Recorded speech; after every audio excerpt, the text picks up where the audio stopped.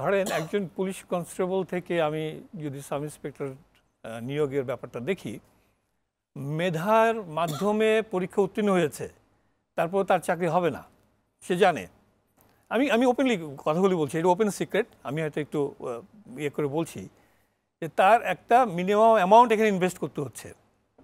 এটা হতে পারে 10 লাখ থেকে 50 লাখ, কথার কথা। এখন যে ছেলেটা এত কষ্ট করে পরীক্ষা দিয়ে পাশ করে তার চাকরিতে ইনকোয়ার করতে আরও অতিরিক্ত কিছু খরচ করতে হয়েছে এবং একে ধরতে হয়েছে, বিশেষ করে পলিটিক্যাল মাস্টারদেরকে ধরতে হয়েছে, ইনভেস্টমেন্ট।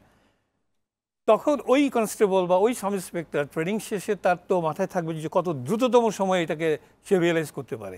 সো দোষটা তো আমি তাকে দেবো না, হি নিডস দ্য জব। এবং এই ধরনের চাকরিতে তো সাধারণত মধ্যবিত্ত ঘরের সন্তানরা আসে। হ্যাঁ, মাউস সাহেব ক্যান হেল্প মি আউট, আমরাও তো ওই লেভেল মধ্যবিত্ত নিম্ন মধ্যবিত্ত ঘরের সন্তানরা আসে।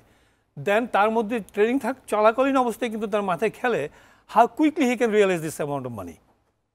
হয় কি, সে কিন্তু একটা ক্রাফট সিস্টেমের মধ্যে তাকে আমরা ঢুকিয়েছি, সমাজ।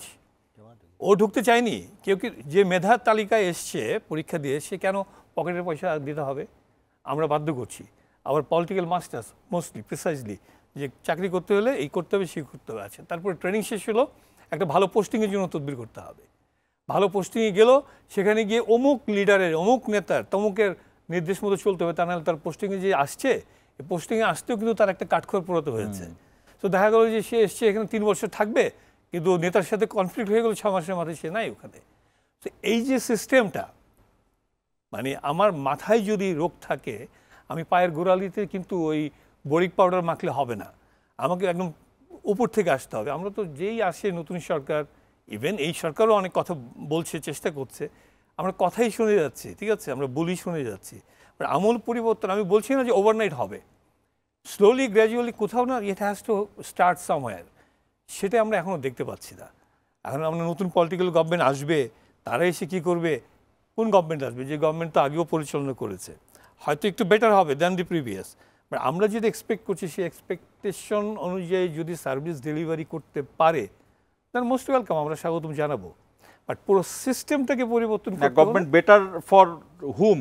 Better for them or them hmm? Yeah, it should be better for the people.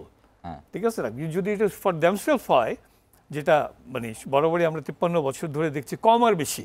Of course এই বিগত পতিত সরকারের মতো তো, মানে I am sorry to say, মনে হয় না যে এত জঘন্যতম কাজ করতে পারবে কোনো সরকার, চেষ্টা করলেও পারবে না। আমি কেন বললাম কথাটা? বিকজ ইট ইজ এভিডেন্ট নাও, সবাই জানে যে গত সরকার কি করে গেছে। তবে সিস্টেমটাকে আপনি টপ থেকে শুরু করতে, টপ ডাউন অ্যাপ্রোচে আসতে হবে।